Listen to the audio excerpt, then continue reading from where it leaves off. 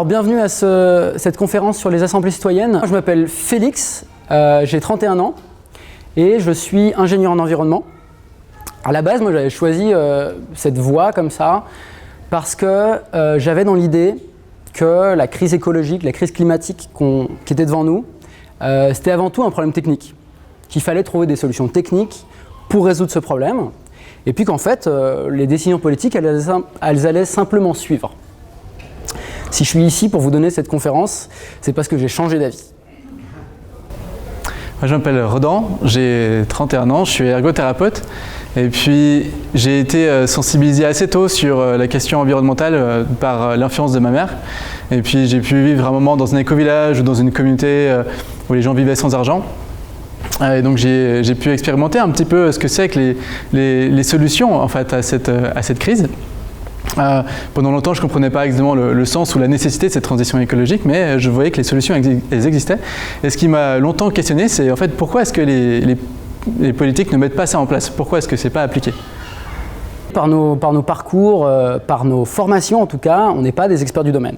Par contre, par nos parcours, on a eu l'occasion de se pencher un petit peu sérieusement sur le sujet. C'est un sujet auquel on s'est quand même pas mal intéressé. Donc cette conférence, elle n'a pas été élaborée juste par nous deux, c'est le fruit d'un travail collectif, notamment à l'échelle de Extinction Rebellion Suisse. Alors pourquoi une conférence sur les assemblées citoyennes? Les trois revendications d'Extinction Rebellion, c'est premièrement que le gouvernement dise la vérité sur la crise écologique et climatique qui est en cours. Deuxièmement, qu'on atteigne la neutralité carbone d'ici à 2025.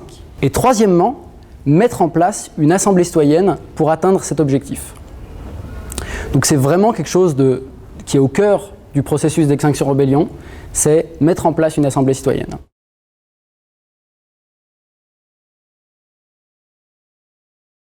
Ça veut dire quoi? Démocratie. Bon, comme vous le savez, démocratie ça vient du grec, et c'est démos kratein, c'est-à-dire c'est le peuple qui commande. Alors je ne sais pas pour vous, et moi dans les faits, j'ai assez peu l'impression de commander politiquement. C'est peut-être pas si grave, mais c'est normal surtout parce que nous on vit dans des systèmes qu'on appelle, je mets des guillemets, des démocraties représentatives. C'est-à-dire que c'est à la base d'un compromis. Nous, d'une part, on élit des représentants et en échange, eux, sont censés défendre nos intérêts. Alors c'est intéressant de revenir à la source de ce compromis, d'où il vient. Un endroit charnière, c'est notamment la Révolution française. Il y a notamment un révolutionnaire du nom de l'abbé Sieyès qui a écrit « Si les citoyens dictaient des volontés, ce ne serait plus cet État représentatif, ce serait un État démocratique. » Il y avait vraiment à l'époque une opposition assez nette entre les systèmes représentatifs et les systèmes démocratiques. Et c'est bien plus tard qu'on a adopté la démocratie, le mot démocratie pour parler de système représentatif. Le terme démocratie représentative, il est conceptuellement un petit peu branlant. Parce que si on réfléchit, un système parlementaire dans lequel on élit des parlementaires et eux prennent les décisions politiques, ben en fait c'est une oligarchie élective. On élit un petit nombre et eux prennent les décisions.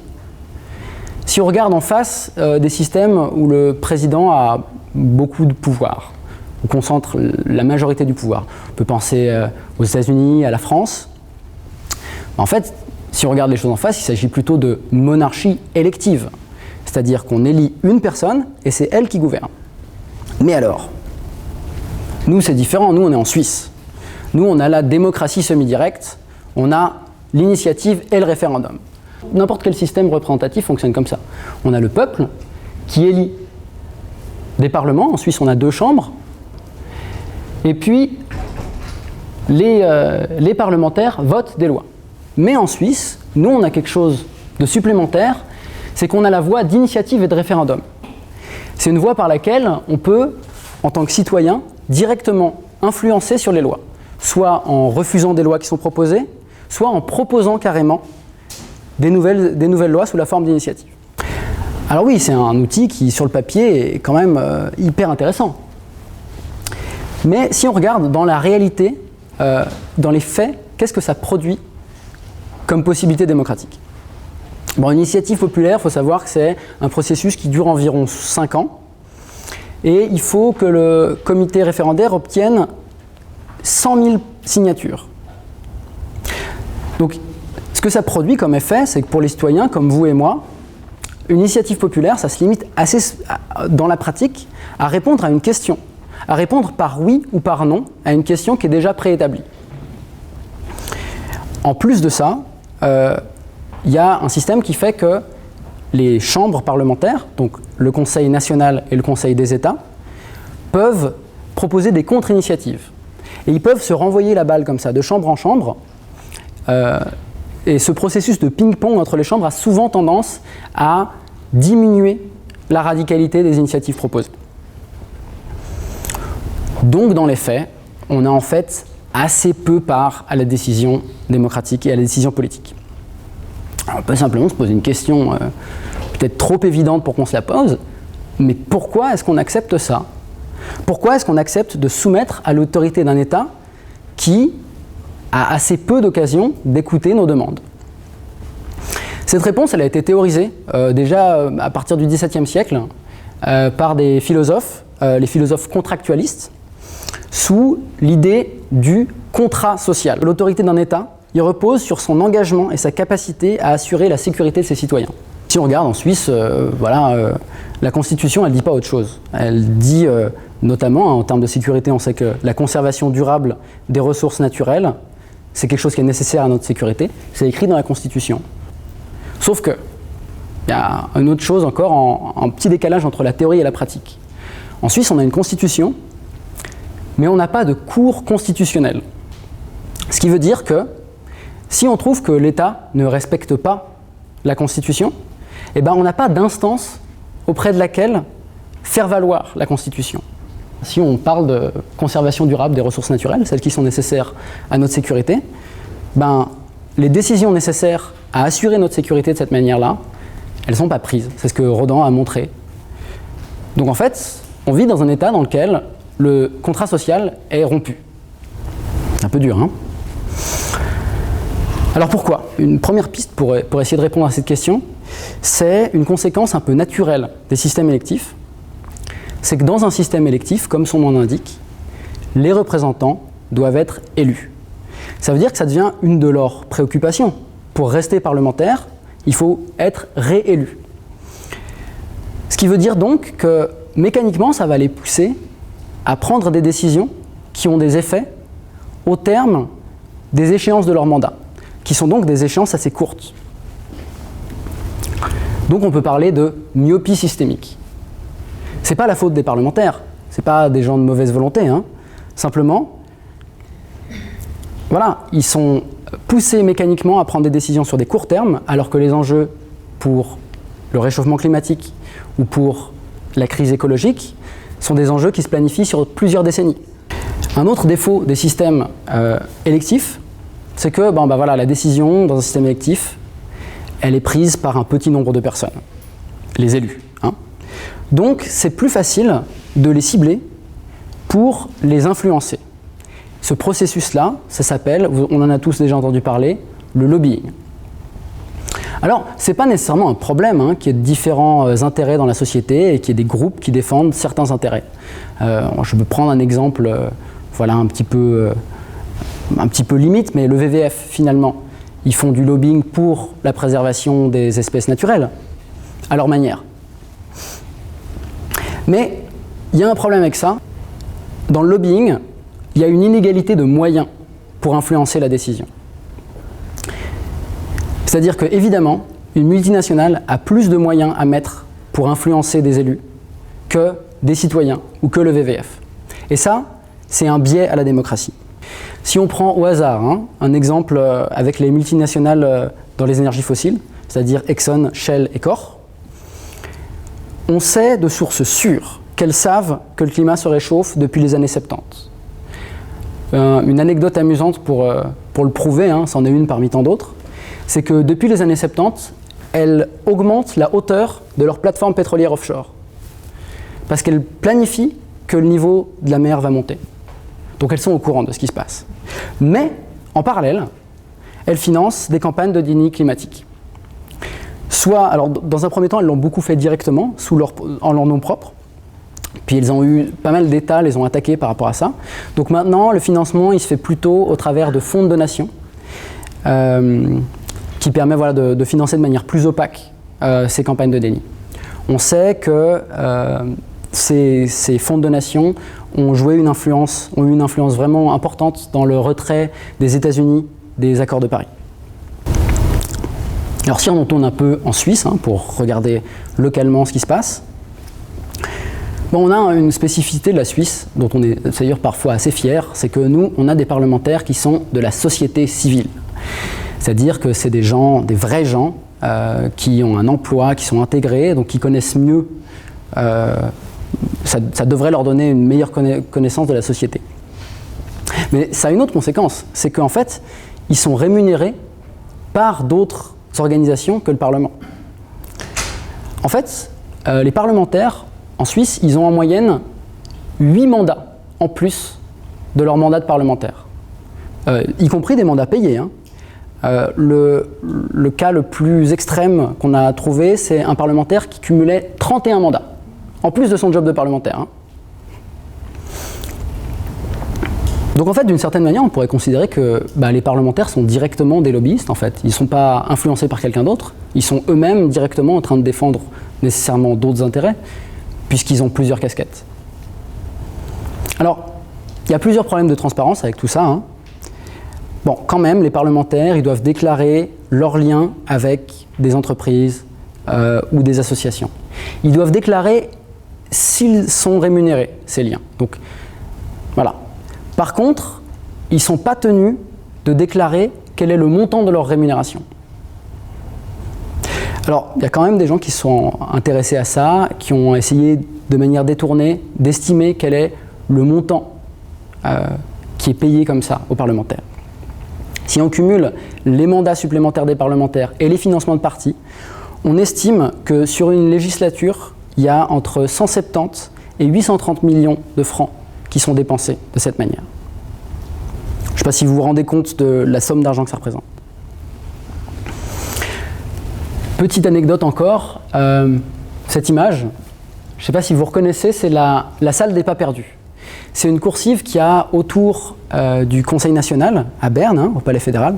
Donc dans cette coursive, en fait, les parlementaires c'est un endroit où il y a des discussions informelles qui se passent. Et les parlementaires peuvent inviter des personnes externes pour prendre part aux discussions entre parlementaires et autres personnes. Mais ces discussions, elles se passent de manière informelle et donc sans aucune transparence. C'est toute une partie en fait de la délibération politique qui se produit à côté du Parlement, mais qui échappe entièrement à tout contrôle démocratique. Vous avez évidemment entendu parler de l'initiative multinationale responsable. Donc en gros, c'est une initiative qui a pour but de rendre les multinationales basées en Suisse, de les tenir responsables de leurs abus dans le monde. Les premiers sondages annonçaient qu'environ 3/4 de la population était pour. C'est une initiative qui a été démarrée en 2015, donc on est toujours dans l'idée qu'il y a au moins 5 ans entre le début de l'initiative et puis le moment où elle passe aux urnes.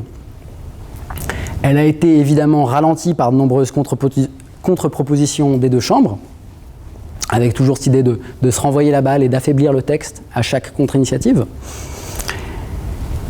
Et puis à la fin, la version sur laquelle on va voter, c'est que les entreprises devront seulement reporter leur impact environnemental et social. Il y a une enquête du Wochenzeitung qui a montré que en fait, cette dernière version, elle a émergé directement de discussions entre le Conseil des États et l'association Swiss Holding. L'association Swiss Holding, c'est une petite association qui contient Nestlé, Glencore et Syngenta, par exemple.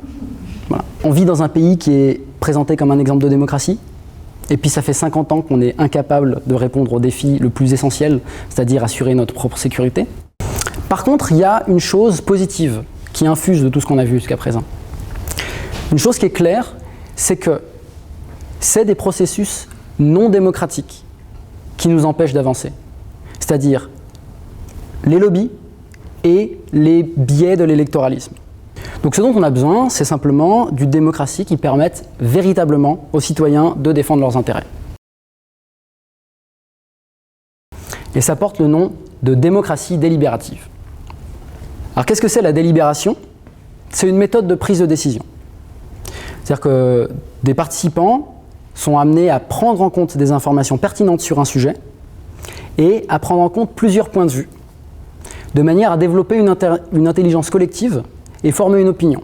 Dans les faits, la forme que ça peut prendre, c'est, et c'est le titre de la conférence, on y arrive enfin, les assemblées citoyennes. Pourquoi faire des assemblées citoyennes? Bon, déjà, parce que ça permet une vision à long terme, là où les systèmes basés sur l'élection, mécaniquement, produisent des vues qui sont court-termistes. Deuxièmement, ça permet d'avoir un débat qui est basé sur les faits, par plusieurs mécanismes. Déjà par le fait qu'on écoute équitablement toutes les parties prenantes. Et ensuite par le fait que le débat est centré sur le consensus scientifique et pas sur les intérêts des lobbies les plus puissants. Alors qu'est-ce qu'il faut faire pour que ça se passe bien, une assemblée citoyenne? C'est que c'est extrêmement important que les règles du jeu soient fixées à l'avance, notamment la manière dont les décisions et les recommandations seront prises en compte par le gouvernement. Sinon, on fait un super rapport final et puis il finit dans un tiroir et on est bien avancé. Un facteur aussi important de succès, c'est qu'il y ait une inclusion de la population. Notamment, ce qui est nécessaire pour ça, c'est qu'il y ait une couverture médiatique qui soit suffisante. Pour éviter d'avoir le cas dans lequel on a des citoyens donc représentatifs, qui partent dans une assemblée citoyenne, et puis finalement, avec le temps, ils sont de plus en plus informés, et puis ils ressemblent de moins en moins aux citoyens du reste de l'ensemble de la population. On peut minimiser cette séparation en ayant une couverture médiatique qui soit suffisante. Évidemment, avoir une gouvernance indépendante, ça c'est clé. Si c'est le gouvernement qui organise tout, il ne sera pas aussi indépendant. C'est absolument nécessaire qu'il y ait de la facilitation pour la délibération, de manière à ce que ce ne soit pas celui qui parle le plus fort qui décide, mais qu'il y ait réellement un accès équitable à la parole. Et enfin, la transparence, ça permet réellement d'assurer que le processus se passe de manière correcte. Alors, une assemblée citoyenne, en général, c'est une assemblée qui va être limitée dans le temps et qui va s'occuper d'une problématique. Concrètement, on va, dans un premier temps, réunir un mini-public par tirage au sort. L'idée, c'est de reproduire un groupe qui reproduise la diversité des caractéristiques démographiques de la population qu'on représente. Que ça soit l'âge, le genre, l'ethnie, le fait d'avoir un handicap ou pas, les niveaux de revenus, les niveaux d'études. Ça évite un des biais des systèmes électoraux. Par exemple, en Suisse, le Parlement, il y a 60% d'hommes. Bon, a priori, dans la population, il y a moins d'hommes. Il y a une énorme majorité de gens à haut revenu, une énorme majorité de gens à haut niveau d'études, plus que dans l'ensemble de la population. On n'est donc pas...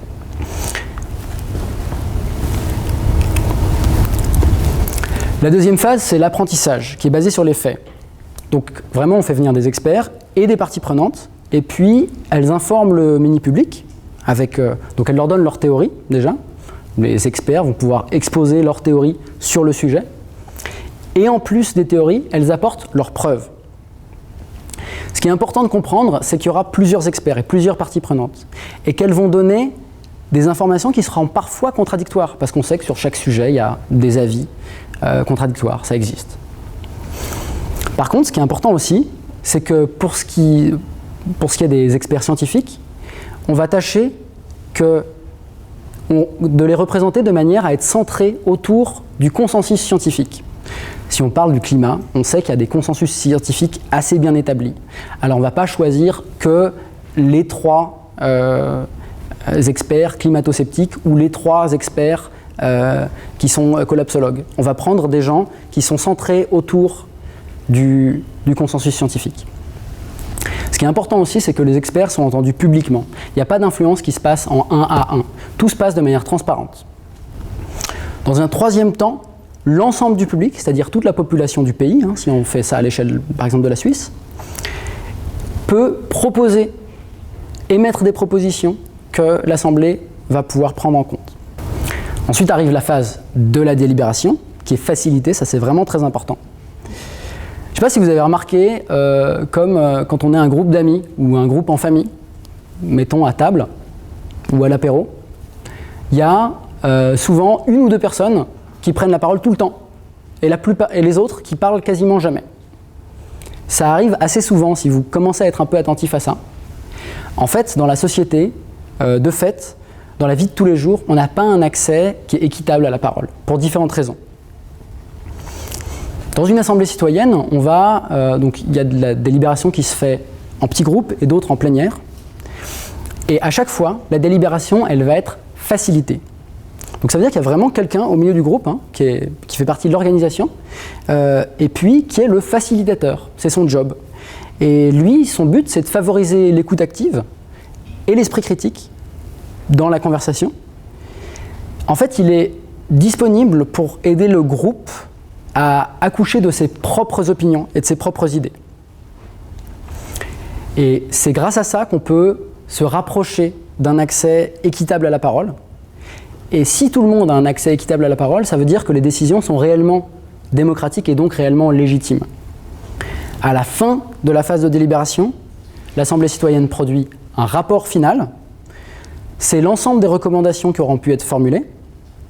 Et puis, souvent, on l'accompagne du taux d'adhésion au sein de l'Assemblée. L'Assemblée a produit cette recommandation et l'adopte à 50%, 80%. Et la dernière étape, qui est finalement la plus importante dans l'effet que ça va avoir, c'est l'implémentation. Il y a plusieurs manières de le faire, mais c'est-à-dire que généralement, on définit à l'avance comment les résultats d'une assemblée citoyenne vont être pris en compte. Soit elles peuvent être soumises à un référendum auprès de toute la population, soit elles peuvent être adoptées par décret. Il y a différentes manières de le faire. Ce qui est important, c'est que ça soit défini à l'avance. Alors comment on fait pour avoir un processus indépendant, juste et transparent ? En fait, il y a besoin que tout ce processus soit gouverné. Donc, ce qui se fait normalement dans les expériences qui existent, c'est avec un comité de gouvernance qui doit être indépendant pour être garant du processus. Il va garantir le tirage au sort, la facilitation pour qu'on ait vraiment un accès équitable à la parole et donc une légitimité démocratique. Il va assurer que les experts et les parties prenantes soient entendus de manière publique. Et puis, il va aussi assurer que l'entièreté de la délibération se fasse publiquement et soit entièrement accessible à l'ensemble du pays. Alors bon, on a tous entendu ce lieu commun qui est presque fatigant tellement on l'entend, c'est que de toute façon, politiquement, rien ne va plus. Parce que les gens votent pas, parce que les gens votent pas bien, parce qu'ils sont mal informés, parce que les fake news, parce que les médias. Nous, on pense que les assemblées citoyennes, ça peut être une réponse à toutes ces inquiétudes-là. Une réponse en augmentant le dialogue public, en créant un lieu sûr pour l'apprentissage et la délibération, et puis que ça peut être une vraie solution à la crise de confiance qu'il y a dans nos systèmes politiques.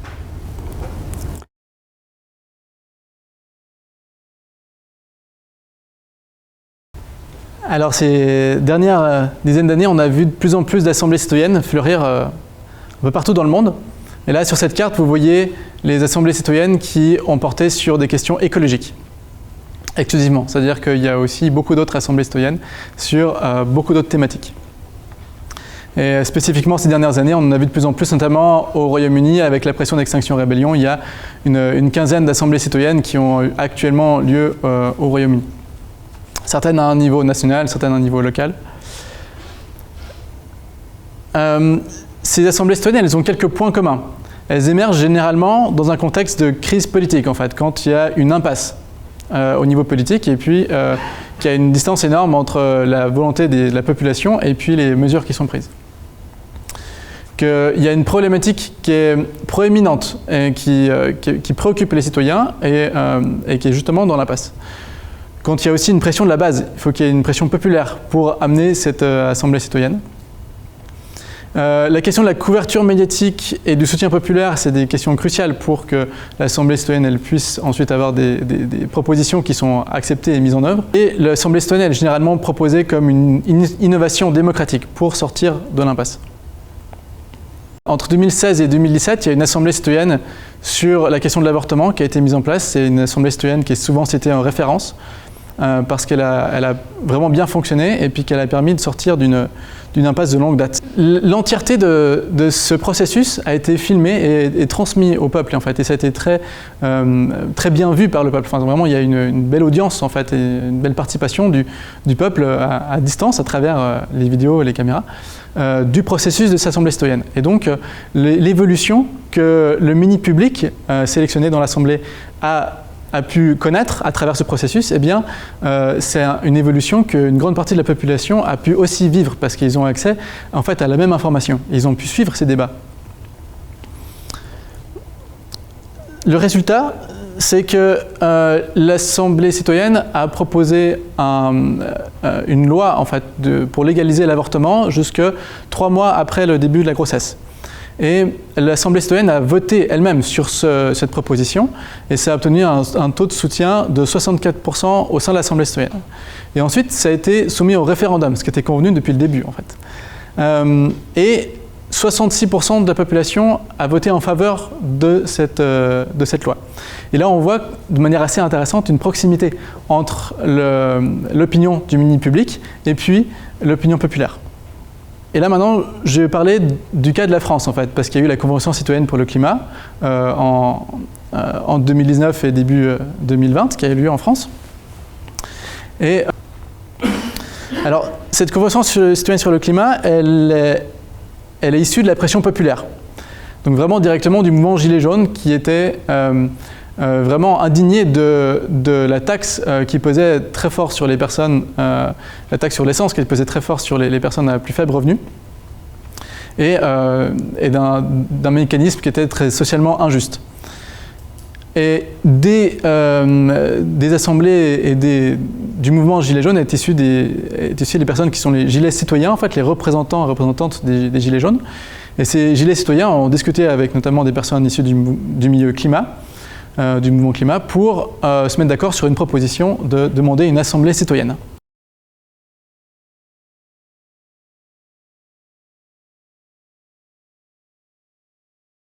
Il y a eu un mini-public qui a été sélectionné de 150 personnes. Au départ, il y a 30 000 personnes qui ont été contactées et à qui on a proposé de participer à l'Assemblée citoyenne. Et une partie de ces gens ont accepté d'en faire partie. Et ensuite, eh bien, c'est comme ça que ce processus se fait dans l'étape suivante, c'est qu'on utilise toutes les personnes qui ont dit qu'elles étaient d'accord de participer pour constituer un échantillonnage représentatif de la population. Et donc là, on avait des personnes qui étaient âgées entre 16 à 80 ans, issues de différentes régions de la France, entre des régions de ville, de campagne, d'outre-mer, de différents niveaux d'éducation, etc. Un taux aussi d'hommes et de femmes égal.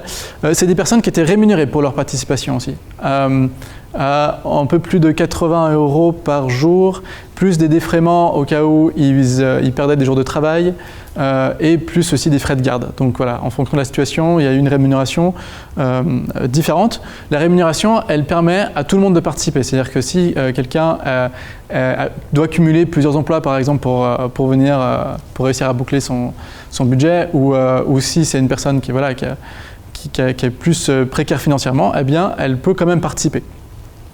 La question qui a été posée, c'est comment réduire les émissions de gaz à effet de serre de 40% d'ici à 2030 dans un esprit de justice sociale. Et là, la question, dans un esprit de justice sociale, elle est vraiment issue des Gilets jaunes, quoi. Les thématiques qui ont été abordées étaient divisées en plusieurs parties. Il y avait la question de la consommation, du logement, du déplacement, de la nourriture, du travail, de la production. Donc le gouvernement, ce qu'il décide, c'est en fait quelle est la question qu'on pose. Donc voilà, la question que j'ai citée tout à l'heure, quel est l'objectif? Qu'est-ce qu'on attend de cette assemblée citoyenne? Et comment est-ce que ce sera implémenté? À la base, les Gilets jaunes ils demandaient que que les propositions issues de l'assemblée citoyenne soient soumises directement au référendum à la population.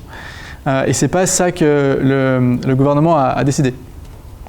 Ce qu'il a décidé, c'était de soumettre soit au référendum, soit au Parlement, soit l'appliquer par décret direct, mais c'était un peu flou la manière dont l'objectif a été formulé. Et le gouvernement a aussi défini le budget de 5 millions pour la mettre en place. Sachant que c'est un budget assez important aussi en raison du fait que c'est une assemblée citoyenne au niveau national. Avec ce budget, il y a un appel d'offres qui a été fait et des personnes issues du coup de spécialistes sur la question environnementale, de spécialistes sur la participation citoyenne et le tirage au sort, ou de différents milieux qui ont été sélectionnés pour constituer un comité de gouvernance, une organisation qui est indépendante et qui est équilibrée. Il y a aussi 2 citoyens-citoyennes tirés au sort qui participent à ce comité de gouvernance. Et tout le processus est géré de manière transparente. Il y a aussi des chercheurs, chercheuses et observatrices dans ce processus. Et puis un comité de garants qui assure la neutralité des débats, des experts choisis, etc. Notamment sur la question des experts choisis, eh bien, les citoyens ont aussi pu choisir quels experts ils voulaient faire intervenir. Ce processus s'est déroulé en 7 sessions de 3 jours sur une durée de 9 mois, dont la dernière a été supplémentaire et demandée par les citoyens eux-mêmes. Lors de la première session, c'était vraiment une session d'information. Et on a vu à ce moment-là, en fait, sur les réseaux sociaux, tourner quelques témoignages en fait, de ces citoyens et citoyennes. Et ces citoyens et citoyennes ont, en fait, se sont pris une claque et ont été choqués de la gravité de la situation. En rentrant chez eux, après ça, après ce premier week-end, beaucoup étaient désespérés en fait, et puis se demandaient qu'est-ce qu'ils allaient bien pouvoir faire dans ce contexte. Ils ont réalisé qu'il y avait une opportunité importante parce qu'ils avaient une occasion politique justement d'amener des solutions à cette crise. Et c'est là qu'on a vu une forte sincérité en fait, dans l'engagement des citoyens et des citoyennes sur cette question. Ils sont engagés notamment bien au-delà de leur mission de la Convention citoyenne. En fait, ils ont maintenant créé une association pour assurer le suivi de cette assemblée et des propositions qu'ils ont amenées. Pendant cette assemblée citoyenne, il y avait aussi la possibilité pour le peuple de faire des propositions à distance et d'amener quelques idées pour des solutions, des idées à amener à l'Assemblée. Et puis ces idées ont été synthétisées et soumises au mini-public. Depuis le début de ce processus, il y avait quelques inquiétudes dans son fonctionnement, notamment sur qu'est-ce que le gouvernement allait en faire. Il y avait la question de la couverture médiatique, qui était aussi problématique. Et puis il y avait aussi un problème de méfiance populaire. Ce qui a quand même bien fonctionné dans cette Assemblée citoyenne, c'était le processus. Et puis on voit ça dans les résultats qui ont été amenés, dans les propositions. Le processus a quand même fonctionné de manière neutre, a permis au peuple de prendre des mesures, enfin décider de propositions qui étaient vraiment intéressantes et ambitieuses. Et il y a eu 149 propositions qui sont issues de cette Assemblée citoyenne et plusieurs qui sont assez ambitieuses et fortement soutenues. Notamment, par exemple, la question de la taxe sur les entreprises qui distribuent des dividendes. Ça, c'est une question de justice sociale qui est intéressante parce que c'est une mesure qui taxe les entreprises et qui permet de financer les autres mesures. Il y avait la question du transport aussi, sortir de la voiture individuelle et puis favoriser le train. Ça a été soutenu à 96% par l'Assemblée citoyenne. Le fait de s'orienter vers l'agroécologie et de sortir des pesticides, soutenu à 98%. Proposer une loi qui légifère sur le crime d'écocide, soutenu à 99%. Et puis il y avait d'autres propositions aussi intéressantes, comme la question d'interdire la publicité climaticide, ça a soutenu à 89%, etc. Je ne vais pas vous faire toute la liste parce qu'il y a beaucoup de mesures intéressantes. Elles ont été évaluées en termes d'impact carbone. Certaines sont à faible impact, d'autres à impact important. Un biais qui a eu lieu, une difficulté par rapport à la question de validation des propositions, c'est qu'elles ont été validées par bloc pour la plupart, par bloc de 5. Et donc ça limite un petit peu la finesse de l'évaluation qui était faite. Et voilà. Ça c'est peut-être un biais et on ne sait pas du coup exactement si on avait pris mesure par mesure, est-ce qu'on aurait le même résultat de soutien. Ensuite, il vient la question de la mise en œuvre de ces propositions. Au départ, le président avait dit qu'il les soumettrait sans filtre.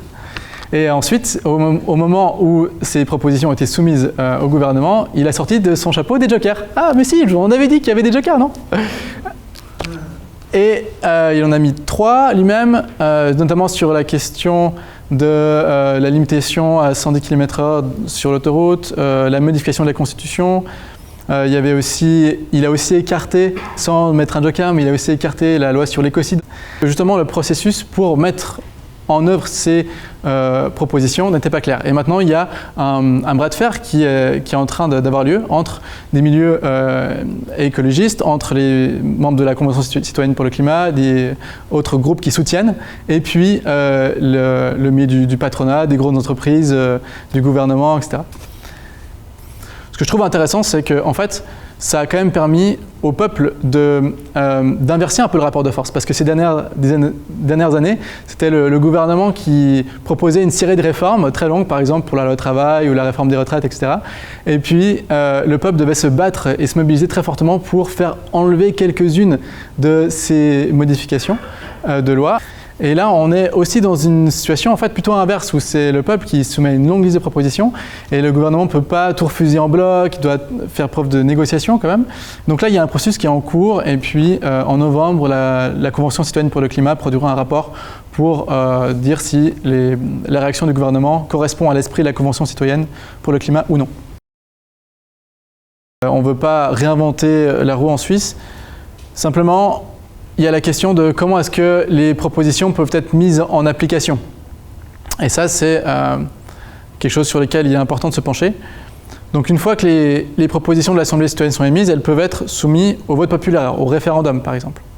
Et ça serait, selon nous, plutôt une bonne option, justement, que le peuple puisse décider directement. Parce que sinon, on risque de retomber dans un parlementarisme où les propositions vont être diminuées en fait en force et vont se retrouver un petit peu comme dans le même processus que des différentes initiatives populaires se retrouvent où au fur et à mesure qu'elles passent d'une chambre à l'autre, eh bien, leur qualité diminue.